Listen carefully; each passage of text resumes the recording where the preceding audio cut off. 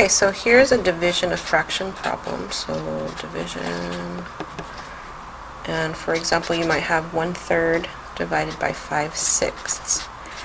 Depending on how your teacher taught you last year, you might know the copy, switch, flip method, or you might know the keep, change, change method, or sort of more technical is multiplying by the reciprocal.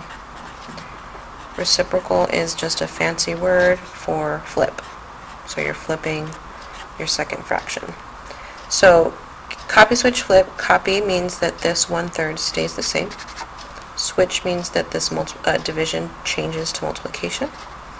And the flip means that the 5/6 becomes 6/5.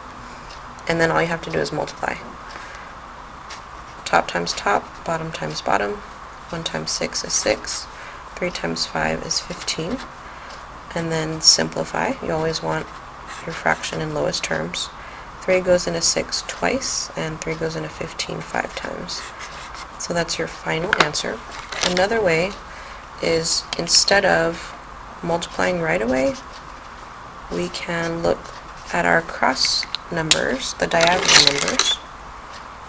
Let me rewrite that. Can't see it very well. And simplify. So that means that the 6 and the 3 have a number in common, which is 3. 3 goes into 3 one time, and 3 goes into 6 twice.